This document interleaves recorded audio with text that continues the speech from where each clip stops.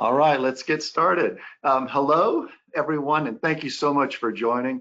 Welcome to the latest edition of Keys, Ipsos monthly broadcast to our clients around the world. For those of you who join us regularly in our Keys sessions, you're going to notice a few differences in the session today, not least the hosts. I'm Hazel Freeman. I'm talking to you today from London. And I'm Chris Murphy. I'm from Nashville, Tennessee, but coming to you today from Chicago. We are the hosts of Ipsos Brand Talk podcast.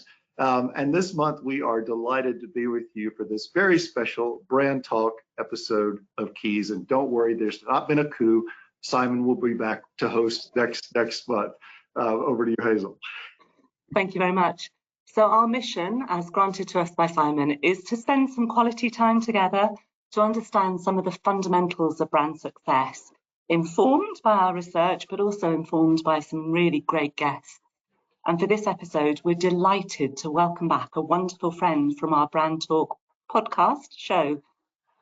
Yeah, joining us from Mumbai, we have Josie Paul, who is the chairman of BDO India, one of the country's leading ad agencies. And we've just learned that he's been named the jury president for the ESG category at Cannes this year, which is quite an honor. Welcome, Josie. Thanks so much for being with us. Great to have you here. And for those of you who saw the invitation in advance, you might have been expecting to see Lee Ralston from JKR. Sadly, unfortunately, Lee's unable to make it today. I know he's really sad to miss it and is going to be watching from where he is, but we wish him very well. And instead, we've got a welcome appearance from Greg Clayton, who is head of brand growth at Ipsos in the UK. Hello, Greg, and thank you so much for stepping in at the last minute. No problem at all, Hazel. It's nice to be here, and obviously, Lee, if you're watching, wishing you well. Absolutely. And we're also joined by one of our own here at Ipsos, our group president in North America, and part of the board of trustees at the ARF, Lindsay Frankie from Austin, Texas, but also today here in Chicago with me. Welcome, Lindsay. Thanks, Chris. Happy to be here and looking forward to a great conversation with you all today. Excellent. Before we get started, just a couple of bits of housekeeping. First of all, we're going to be sending you the recording and some show notes from today. So those will come through to you tomorrow. Stand by and you can watch this again.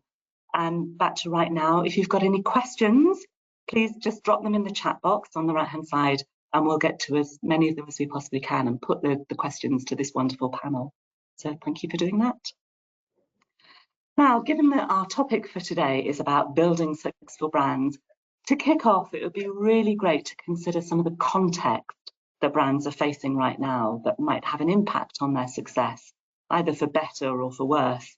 Maybe some of the wider trends that are in play in the industry right now.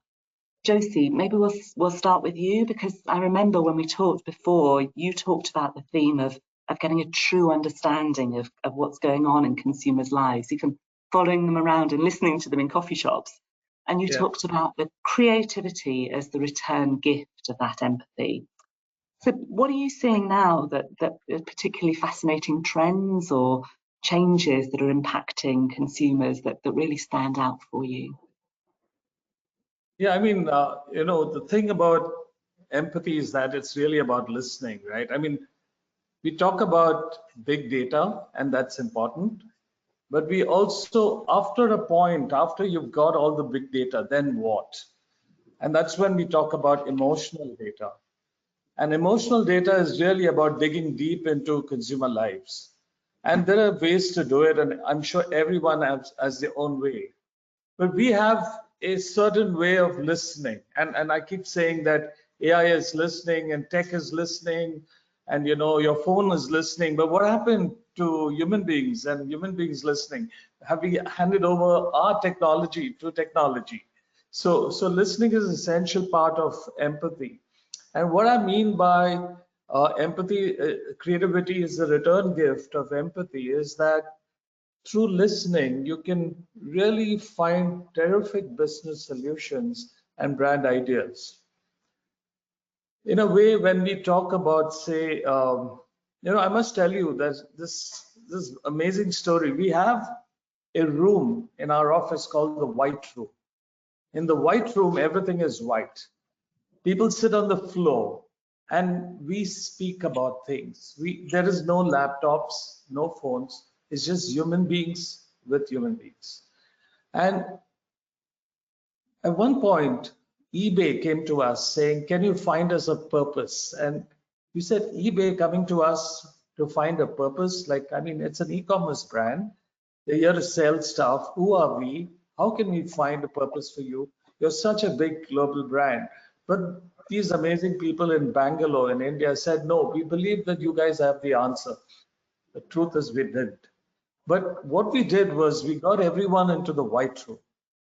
And they weren't people only from the creative, department. They were like anyone who was available in the office. And we sat and began to speak about, and the probe, in a way, it's like AI. The probe I gave was, why do we buy things? Why do we buy things? And in the beginning, people were trying to look cool and talk about brands and try and be like this really, amazing young folks. But as the sort of session went on, it got a little more therapeutic actually, because it started getting a bit vulnerable. And we were meant to finish it within 20 minutes or 30 minutes, but it went on for 2 hours. And at the 2-hour mark, one of the women who was quiet said something amazing. She said, I want to tell you why I buy things. I buy things because I was born a girl. And my grandmom always wanted a boy. And all my life, I was trying to prove to her that I'm better than any guy. That is why I buy things. Oh my God, the entire place broke down. Everyone began to cry. And I said, should I stop the session? And they said, no, we want to speak. And through that exchange and sharing and vulnerability, there were these amazing 9 spaces that we uncovered, just like human magic. And one of the ideas we presented was things don't judge. That eBay has 100 million things that don't judge. A ring does not judge if you're straight or gay. A skipping rope does not judge if you're 75 years old.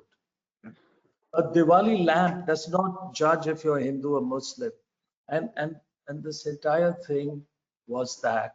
And at the end of it, it said, we have 100 million things that don't judge. eBay, hashtag things don't judge. And it's such an incredible discovery, right? I mean, you don't start off by saying, I'm creative. You start off by saying, let me listen. And that listening is the empathy that then offers you that creative gift. That's why I say creativity is the return gift of empathy. By just listening, by giving it time, by creating a safe space, by allowing people to be their original true self, we found things that maybe big data may have not given us. I'm not saying that it's not possible. I'm sure machine learning will take us to a point where we'll get stuff like this. But at this point, this is what happened. And so that's the power of, empathy and what it can do for you. And you say, hey, man, I thought I was creative. Maybe there's something else to this creativity. Maybe it is sensitivity in a world where no one is listening. Sorry, did I say too much? Yeah. That is awesome. Thank you so much for sharing that. And is it correct that in the white room, is there no furniture at all? You have no choice but to sit on? There's no furniture. Everything is white. You sit on the floor. There are white cushions. There are 2 large windows that allow the light to play on you, so that you're part of nature. And there's a red candle in the middle, which just allows you to break the white. Okay. And something happens when you sit in that room. You feel it's all right to share. Yeah, and all you have is one another in that room. All you have is one another. That's the beauty of it. Yeah, that is terrific. Thank you so much for sharing that. And Greg, again, thank you for standing in today. But wanted to give the floor to you for a moment. And Hazel had talked about maybe some trends that you might be seeing in the market these days that brands might be taking into consideration. What's your view these days? Yeah, I think it's great. Firstly, Josie, that was a really kind of emotional story that you told there. And I think it goes to really underline that, yes, the importance of empathy, but the importance of context around that as well. How only by understanding the weight of those words, when your colleague said that she'd been buying things to keep up with the expectations of what a boy might do. It's only by understanding that cultural context and the gender roles within society that really carries weight.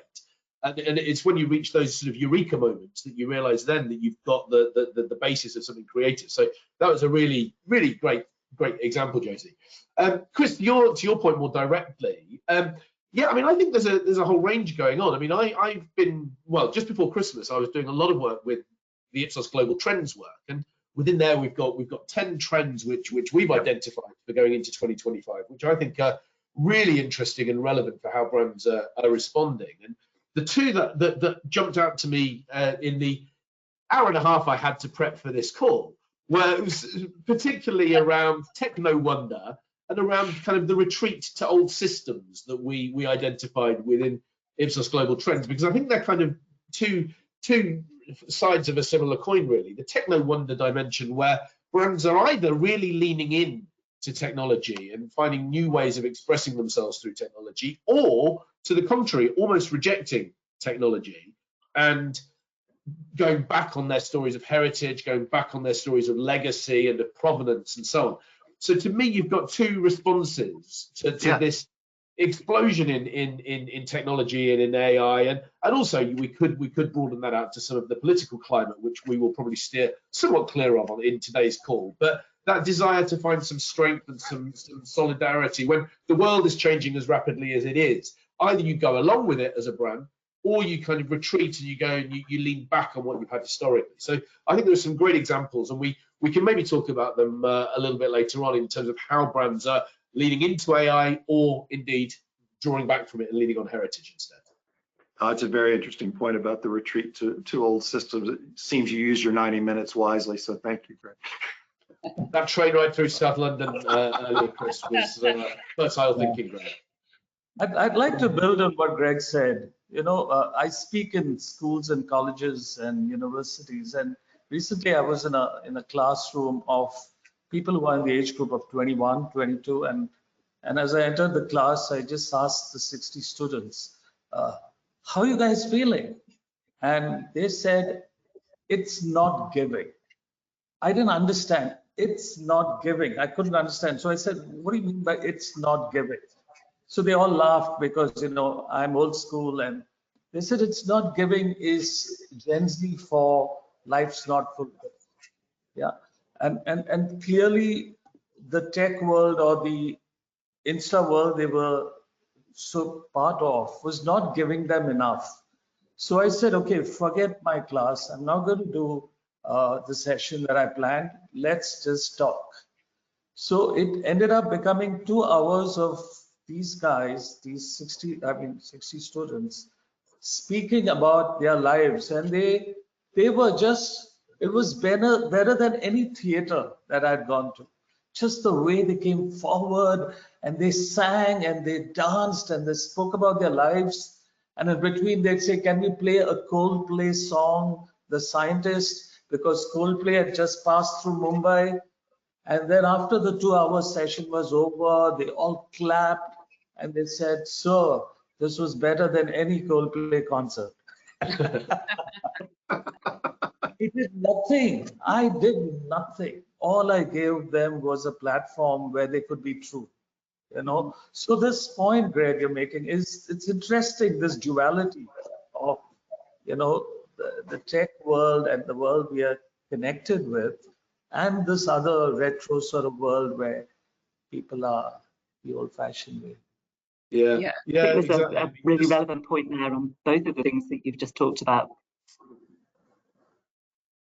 Yeah, sorry, Hazel. I was just going to say this morning I was at an event for Brand London, I suppose. It was the launch of London's new growth plan, which was really, really exciting. And I think there it was interesting to just look at some of the language that was being used there in a way that is maybe against some of what we're seeing in society at the moment, and is forging that path that London wants to embrace going forward. So there was talk about hope and excitement and opportunity and inclusion. And London was, Sadiq Khan, the mayor of London, was putting those words on the map as the future of how he wants London's growth plans to be structured. And again, it felt to me there that yes, there was a vision of the future that was being projected there, but there was also this sense of wanting to, yes, embrace technology, but at the same time make sure that London stays true to its core, to its true brand identity, I guess, of being an inclusive, international, global hub for business. And so again, there I felt it was an interesting sort of anecdote from just this morning where that was being spoken about. Yeah, I was gonna just chime in on one thing too on that. I think it's really interesting what you see going on, you know, Greg, to that point, kind of in society and in the world, and then also how that's translating into marketing, advertising, and connections with people. And Josie, love the story you shared, and I think we're seeing that more where there's this, you know, human desire for connection more than, you know, probably we saw a decade ago, and how brands and companies are responding to that with their messaging and creative. And one of the things that I would say we've really seen an evolution on is how you connect in multiple different facets and multiple different ways across multimedia channels. And the brands and companies that are doing that well, and this is kind of almost that age-old truth, is understand that true human insight, and that's how they're connecting. And that's something that to me has been very lasting throughout all of this digital transformation and technology evolution. And even though we see this, I would say, kind of juxtaposition of this desire for nostalgia and then also humanizing technology, the one thing to me that has remained true is humans want to feel heard, seen, and there's like that desire for connection, and the marketing and advertising that does that the best understands that human truth, like what you did with eBay and how you uncovered that kind of universal truth that could move through and transcend cultures and countries and societies and different groups of people. So that's something that's been really interesting. I feel like I have been reflecting a lot on of what are the things that hold true, and then what are the things that we're seeing contextually around that are either shaping or tipping the scale one way or the other. But it's been interesting and fun to dissect and watch, right? Yeah.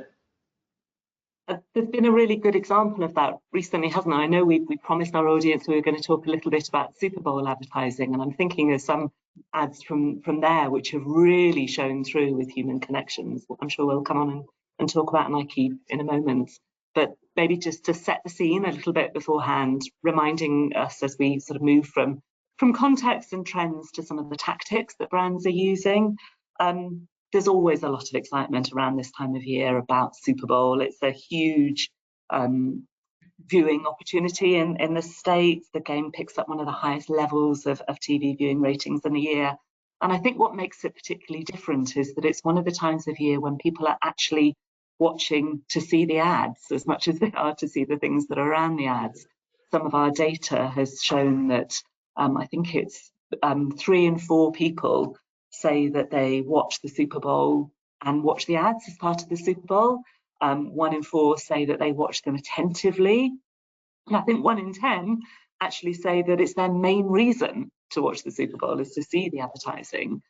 But the cost of it is really high. Slots in an advertising slot in the Super Bowl are $7-8 million for 30 seconds of airtime. So the expectations are really high as to what those brands can deliver. Lindsay, I know you and your team have been looking at some of them, and maybe we should, before we talk about it, maybe we should play the Nike ad. I think that reflects what you've just been saying about human connections, but is also a great demonstration of how brands can spend those $7-8 million of airtime really well. So I'm hoping, given the techno wonder that Greg referred to earlier on, I'm hoping that we can get, by the magic of webinar, the Nike ad to play in a second. Here it comes. You can't be demanding. You can't be relentless. You can't put yourself first. So, put yourself first. You can't be confident, so be confident. You can't challenge, so challenge. You can't dominate, so dominate. You can't flex, so flex. You can't fill a stadium, so fill that stadium. You can't be emotional, so be emotional. You can't take credit. You can't speak up. You can't be so ambitious. You can't break records. You can't have any fun. You can't make demands. You can't keep score. You can't stand out. Whatever you do, you can't win.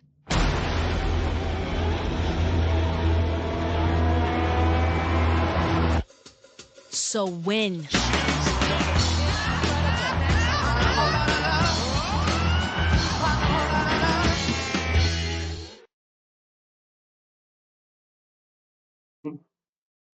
Amazing. Lindsay, what do you reckon? Yeah, I think, obviously the power of you can't, and almost even kind of, Josie talks about what your story was you shared even with eBay, when you think about that, again, what I was talking about with that universal human truth and something that's really compelling and then brought to life in a creative manner. Obviously, with the Super Bowl, we see a lot of celebrity usage quite frequently. My big thing on this was my initial reaction when I saw this was, welcome back, Nike. I think Nike's been in, a little bit of, I would say in the US with, different consumers in a dormant area, and really just shown here. It was so amazing to see the connection. And I think that with this particularly, when you think about the power they brought to life with women and gender equality in this, I would say evolving their Just Do It campaign, it almost is kind of like that next evolution of how you could take something that's such a well-known asset of theirs and transform it into something else that still is true to who they are as a brand and sticking to kind of their assets as a company. But wow, I like I said, all I could think was welcome back, Nike. It really elicited a lot of emotions from me too. I think one of the things for me that really stuck out creatively is the power of the way they had all of the celebrity athletes with the eye roll too. When you look at the way they were doing kind of this connection without even anyone in the ad speaking, but bringing in each of the characters to that power, I thought that was really, really well done. Yeah, excellent. Josie, I don't know if you've got any thoughts seeing that ad or how you perceive it. I mean, it's high impact, and it's so contemporary in its tone and so defiant in the way that Nike always stood for. Yeah. I think it's an experience. That ad is like an experience by itself. It's beautiful. It's pure craft and big idea. I love the word defiant. That really hits it. It's interesting just because when you watch that still, I've seen that ad so many times, and every time I watch it, I still get an emotional reaction watching it. Lindsay, it was quite tempting to dance that one out while it played. I was conscious of being on camera, so it didn't do that. But welcome back, Nike. Welcome back, Led Zeppelin. That was really interesting. Like the pairing of the modern athlete with the classic. It was so cool. Great. What's next? Yeah, I looked at that with two lenses, really. I mean, first of all, I've got 3 daughters. And so from that point of view, that defiance to your word, Josie, just struck so true. I mean, 3 daughters, we're a family of athletics fans. So from that point of view, seeing Sha'Carri Richardson up there being her absolute badass self, she is a phenomenal athlete, but the attitude that she brings and the personality just shone through, I think, in that ad in terms of that defiance and that boldness. And then, yeah, the execution, the eye roll, the music, I mean, everything about it. As you say, Lindsay, I think it's a big welcome back to Nike. I scribbled down in my notes earlier that it does feel as if it's that evolution of Just Do It. And when Just Do It has been around for what, 30 years, probably 40 years, I don't know, like forever, seemingly. To be doing something new and to be pushing the boundaries of that legacy and that heritage, I think is super exciting. And to do it with such drama as that ad shows, I think it's yes. So many themes there. I think defiance is going to be the word that describes it, probably for all of us. I think it's what we've all written down as the comment. But exactly as you say, Greg, it's taking that idea and working with it and evolving it over time, not just sticking with one particular way of looking at things, acknowledging the past, but moving forward to the future. And they've done it so well. Yeah.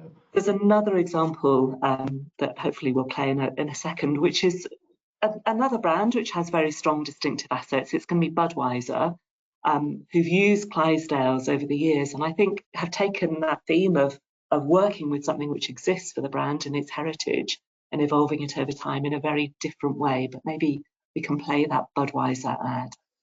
Mm-hmm. Oh, still too little, buddy.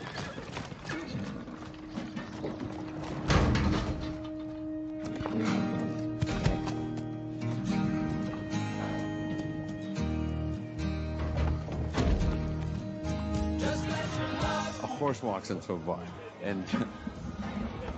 Then what?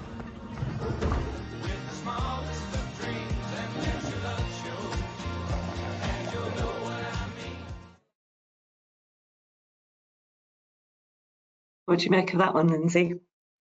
Yeah, I think, it's interesting, obviously, with a lot of when we talked about kind of earlier, even this like return to nostalgia. And I thought that, what Budweiser did here of leveraging, obviously like their distinctive assets with the Clydesdale and who they are as a brand from Budweiser was really interesting here. And also it kind of played on this, even like what we just saw with Nike of like doing something you can't. So there's this thing in society, I think right now, where there's a lot of people feeling like they're told they can't do things or they're not good enough. And there's almost that, like, again, back to that rooted human truth. But they did it with their distinctive assets. They did it with animals, right? It wasn't even, humans, but like something that people could understand and rally around, I thought was really good use of that. And that what we've seen in that return to nostalgia, everybody loves, the Clydesdale horses, and it's just, it brings even, carrying after the holiday season, which is really what they're known for, bringing them into Super Bowl, but in a new way, that it's not just the traditional way they've done it, but the creative play on it, and having that, there's always a way to overcome when you're told not to do something. And so there's, been a lot of reaction around that in a positive way. And I thought that was really, really creative in terms of how they brought that to life. A very gentle defiance from the Clydesdale rather than the defiance we saw in the Nike ad.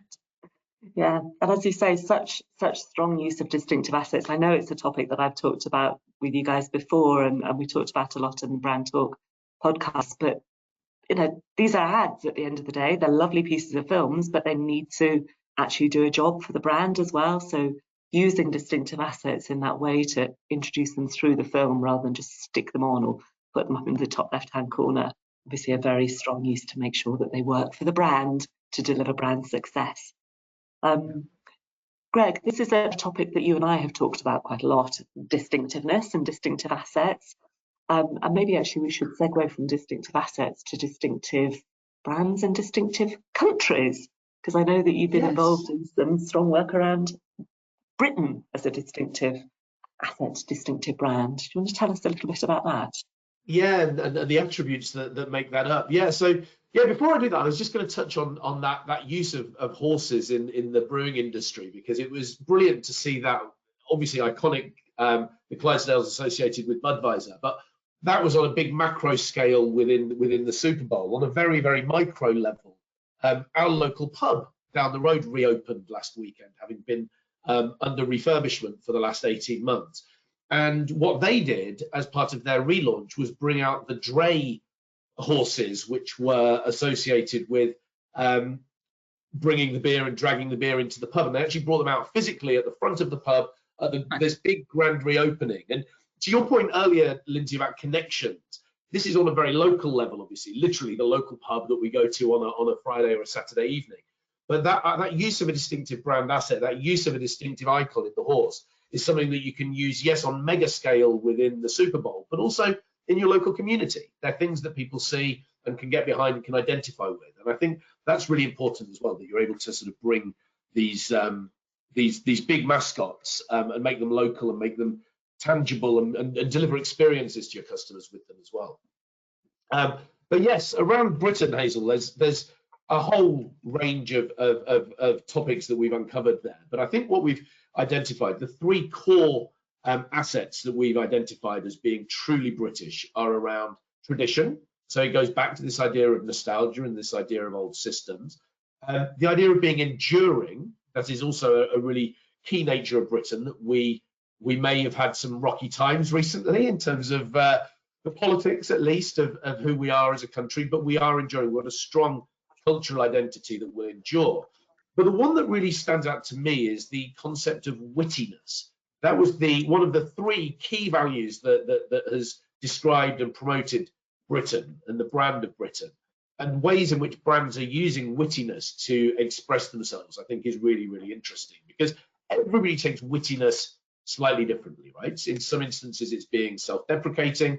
In some instances, and we didn't actually have a chance to look at it, it's a bit like the Pringles ad or the Mountain Dew ad from the Super Bowl, where, you know, that was potentially witty, it's potentially daft, it's potentially quite stupid, but it definitely makes people lean in and grabs their attention and is something that people are attracted to.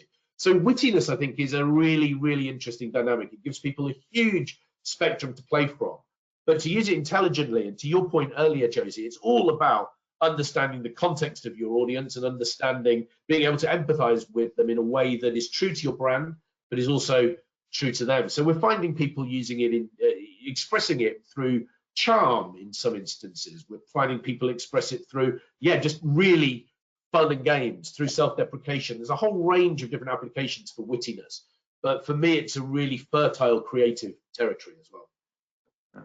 There's some brands that you feel are doing that particularly well.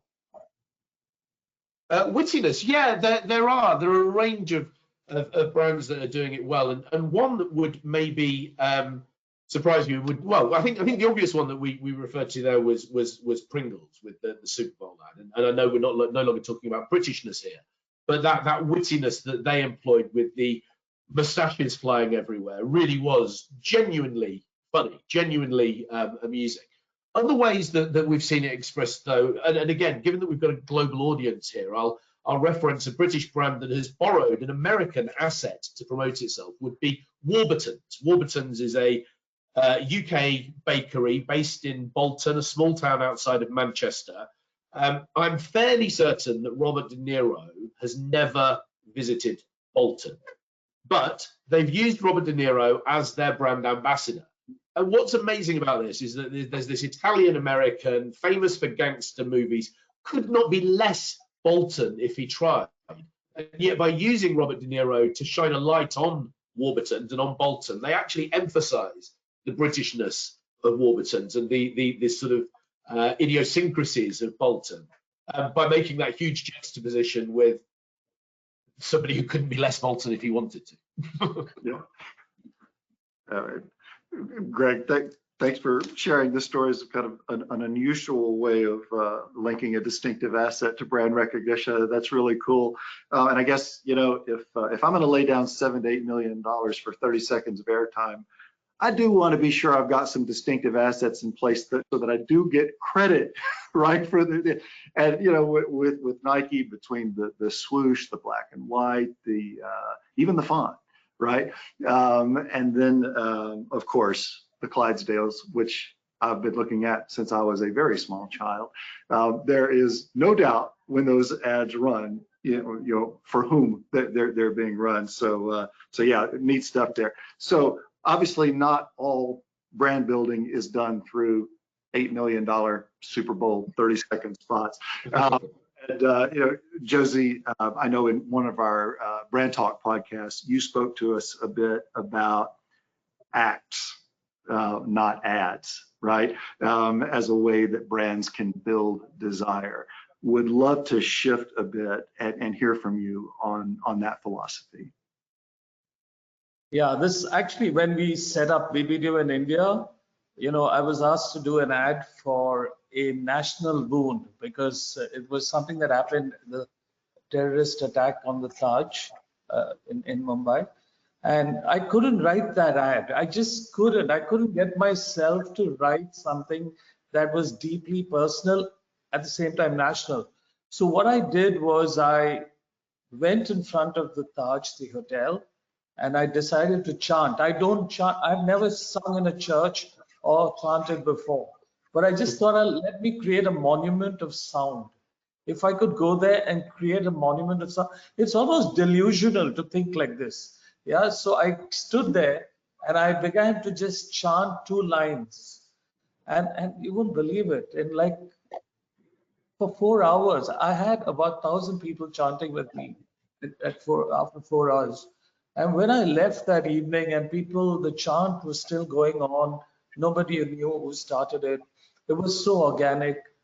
And that night, I wrote a piece saying, "Create acts, not ads." And I felt deeply about the change in the world, the context of young people saying, don't give me your promises, give me your actions.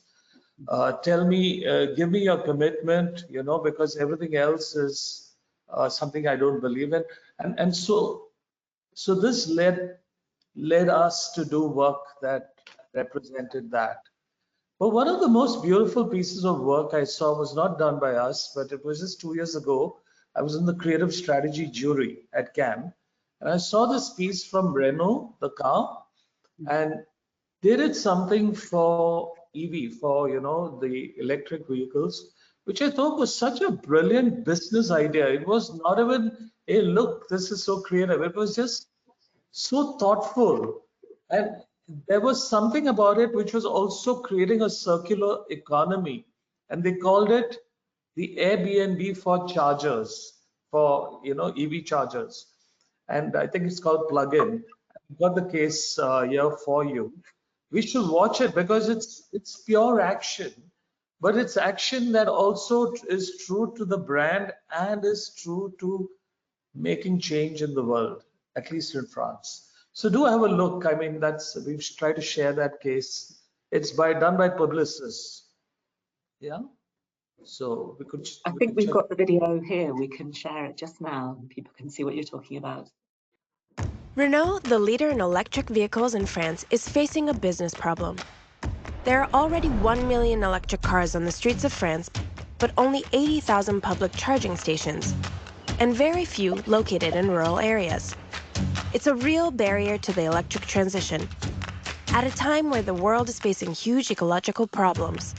The European Parliament has given the green light to a plan to ban the sale of new petrol and diesel cars from 2035. Le problème des voitures électriques, c'est bien évidemment l'accès à la charge. Il n'y a pas assez de bornes. Mais le problème, il n'y a pas de bornes. Les infrastructures suivent pas. Renault presents Plug-in, the Airbnb for plugs. Plug-in, c'est une application de mise en relation des conducteurs de voitures électriques avec les propriétaires de recharge. A solution so people can charge here, here, or here. Because people like Mathieu, Nadège, or Gilbert have their own home charger, and there are 680,000 more in France. With Plug-in, drivers can plan their trip, find available home chargers, book them in advance, and charge at a reasonable price, while charger owners can turn their electricity into money with a secure transaction system on the app. And this is everywhere in France, even in remote places like this. This is how we transformed a business problem into a new business model. With Plug-in, we created the fastest growing recharging network for all brands, and soon for all countries, proving that electric cars can go everywhere while confirming Renault as the leader of the electric transition. c'est Renault qui lance ça s'appelle Plugin. Plugin qui est gratuite. Une application créée par Renault.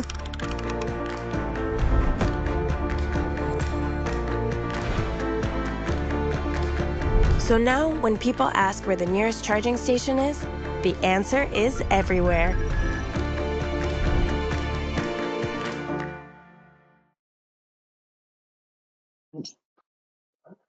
I mean, you get the point, right? I mean, it's not a campaign in the traditional sense. It's not a point of differentiation. It's not even a point of view. It's a point of do. It's about action, and meaningful action that sort of lifts a circular society. You know, it's a circular system, and that was beautiful. I felt when it came to acts.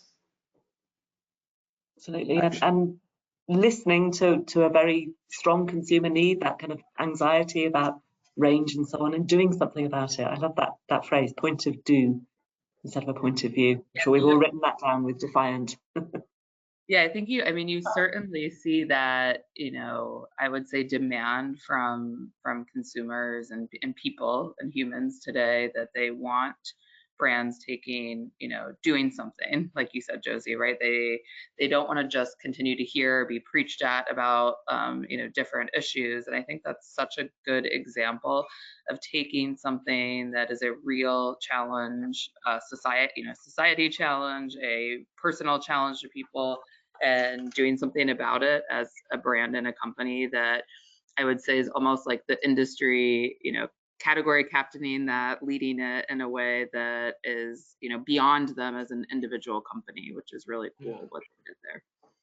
Yeah, although let's not pretend it's entirely altruistic. It does have category growth at its heart, right? They are doing it in order to flog more electric cars. So I think that's when at the end of the day the two can coincide beautifully, right? Which is where you've got your clear business objective, which is to get more electric cars on the road, but you need to make sure that people are able to store them, to charge them. So for me, I think it works for Renault, it works for society. I think it's magic in both ways. And that's what we see so often in the world of ESG, don't we? That it's not, you can't just put a promise out there. It's got to mean something to the consumer. It's actually got to have some personal benefit as well as that we benefit. It's got to have some me benefit, and that one absolutely fits in.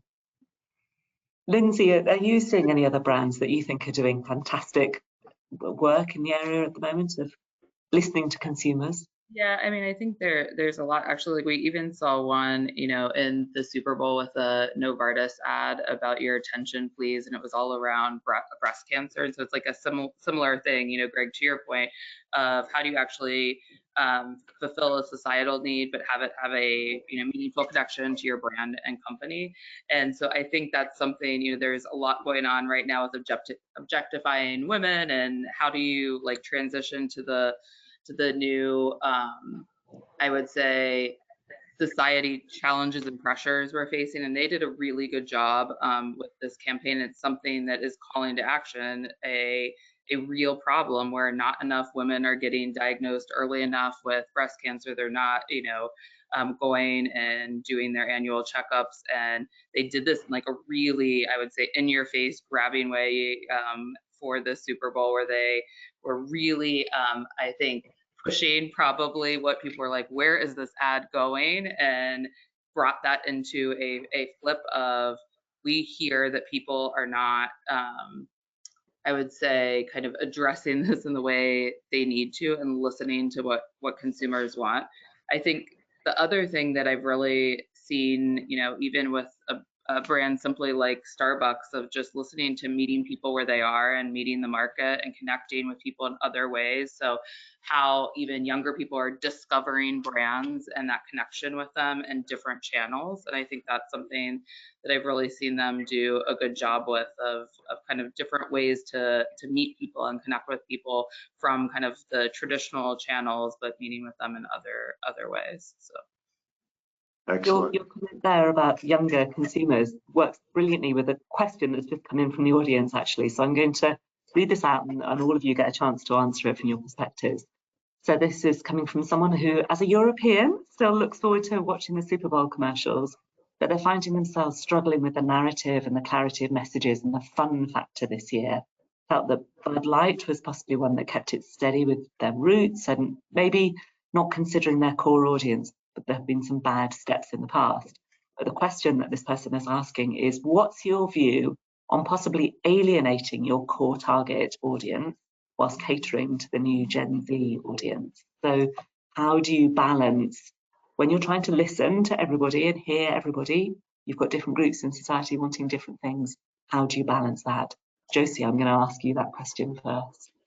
It's a great question. It's not an easy question to answer. I mean, I do believe in the duality of things and how sometimes, you know, you're faced with this conflict of who do you speak with. But sometimes when you have a really big idea, it tends to sort of work in a way that you can talk to both.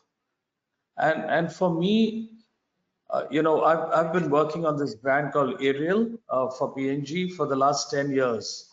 So the Gen Z today and the millennial of 10 years ago, our work has to talk to both. And it's only because we dive deep into what people are feeling between both age groups is where we are able to touch a chord. So if you look at our work, and you know, this is work that's been recognized worldwide, it's been voted or whatever, recognized as the most effective campaign in the world twice in a row at WARC. You'll see how every year we try to find what is true for the universe, not just true for that one audience. There is, I think, a universality to some of the ideas which allow you to transcend both audiences. I think Nike is a great example. What we just saw, I think is so true. It's affected me. I'm an old guy, man, but it's going to affect some young kid, you know. So it's brilliant what that work that you showed. So I want to play, if it's okay, and I know it's not a commercial break, guys. I don't want to just tom-tom my work. I just want to share this one case study of Ariel, which how in 10 years we managed to stay true to the platform idea while looking at the change in society. Is that all right? I think so, yes. If we've got that film here, yeah, we can show that. Here it comes. Ariel has been championing gender equality at home for over 9 years now. We started in 2015 with a pertinent question: is laundry only a woman's job? In 2016, we uncovered the deep-rooted social conditioning. We addressed it with a heart-wrenching apology letter. And I'm so sorry. Tumhara, Papa. In 2018, we asked, are we teaching our sons what we've been teaching our daughters? Then in 2020, we uncovered another hidden truth. 71% of Indian women sleep less than men due to unequal distribution of household chores. In 2022, Ariel took a more defiant stand. The wife confronts her husband and asks, "Do you ever see me as your equal?" In 2023, Ariel decided to dig deeper into relationships. 81% women feel that unequal distribution of household chores has affected their relationship over time. Ariel launched See the Signs of Silent Separation. This year, we focused on the mental load that is holding women back. 57% of women decline work-related travel opportunities due to household chores. We decided to reveal this hidden truth.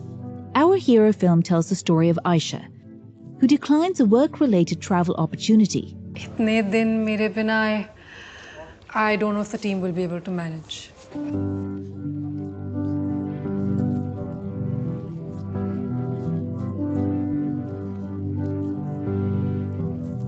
Year after year, we spread the message of share the load through unique new touchpoints like wash care labels, matrimonial sites, culture calendars, and comic books. Ariel turned its packs into a silent protest by changing the names on its pack with names of hundreds of Indian men. Now I can hold this pack and tell my husband Ritesh, share the load. The long-term impact of the movement was seen on the brand and society.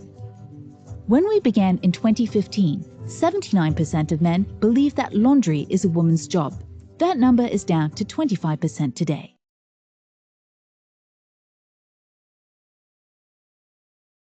What it says is that today that number is down to 26%. So if it was 79% in 2015, today 29%. It's come down to 29%. And the point I'm making is that we've transcended so many different groups over 10 years, but each time we've been true to that audience, and that's what we try to do. But the larger platform of share the load remains. I think possible. It's possible. Yeah, and I love what I was just going to say. Like one thing on that, and I know we talked about this campaign before, and it's so like you mentioned, transcending time in that and generations. And I think, like you said, we saw that with Nike. Chris, you and I were talking about that the other night, just even about the Snickers campaign of "You're not you when you're hungry." That's true across generations. I think that, I think there's, when you really get it right, and again, going back to that, understanding that deep human truth that can transcend genders, transcend societies, that's, when you really get it right across generations. Absolutely. Lindsay, a great example to close with on that one. I think most of our listeners will be familiar with that campaign that originated with Betty White. Right? I think she was in her late 80s when she shot that. So, y'all, I want to thank you, Lindsay, Josie, Greg, so much for all these great perspectives and examples. This is the portion of the Brand Talk program where I'll usually try to recap the key themes. And I'm going to be really short today because I want to make sure you each get to weigh in with your kind of key theme as well. And Hazel, you and I usually take some time in our podcast to have, our cultural debates between the UK and the US. We did not burden our audience with that today, but we did make room for the Bellamy Brothers, Led Zeppelin, Robert De Niro, and now even Betty White. So we got it in our own. For me, the single biggest takeaway, having listened to all the examples and the stories, is that magic really can happen when we give people the power to be true, and when we create space for them to connect. So that was so deeply meaningful to me to hear those stories. And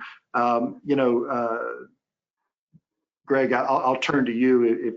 If you could leave our audience with just one message today, what would you want to make sure they retain from this discussion? Yeah, I think for me, Chris, it's about that contrast of embracing technology and not alienating your audience whilst you do it. I think for me, the Super Bowl ad that we didn't touch on in detail was the Mountain Dew ad, where technology was used to, I was going to say great effect, I might say questionable effect, to bring Seal to life as a seal.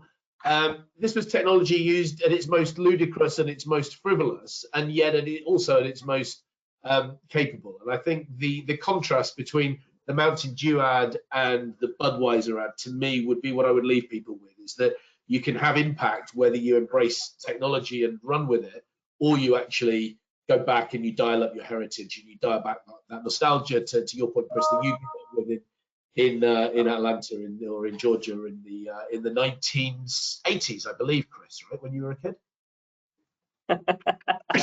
Excellent, and thank you for pretending I was a kid in the 80s. That I'm here to flatter Chris. If nothing else. I might have been a kid a little before that. So, Lindsay, same question to you. If you could leave one thought with our listeners, what would it be? Yeah, I think it's the ability to find that intersection between really understanding what is in people's souls, I think is so critical. And that can be even a desire for lightheartedness, like you talked about, Greg.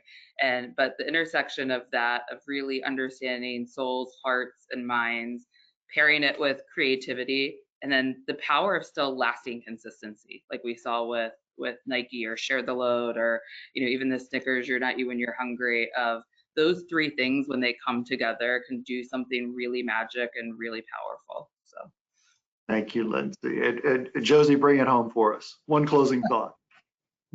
Yeah, I would like to say, based on everything you all said, that it's about, for me, where I found my most rewarding thoughts is when it's about confessions and not insights.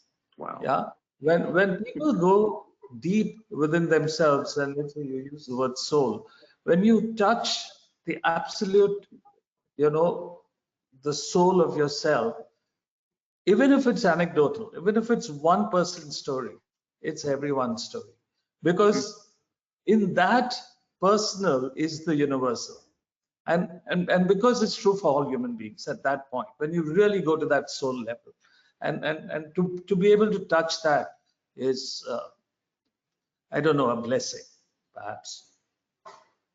Yeah, that is fabulous. Thank you all so much for your time. That is just amazing conversations that we've had.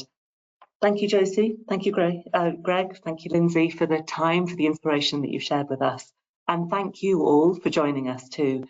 As I said at the beginning, if you enjoyed this and you want to watch it all over again, we'll be sending out links tomorrow, so you'll have an opportunity to do that. We look forward to welcoming you back at our next episode of Keys, where we'll be reviewing what happens in the ESG agenda. If you want other materials related to brand success and what we believe makes for success brands alongside the conversations we've had here, there's a QR code on screen. And you can listen to Josie, to Lee, who wasn't able to join us today, and a variety of our other guests on our Brand Talk podcast, which is, I love getting to say this, available wherever you get your podcasts from. And as we always say at the end of those Brand Talk podcasts, thank you very much for joining us and talk soon. Thank you. Thank you. Thank you so much. Thank you very much. Yeah. Thank you, Josie. Thank you.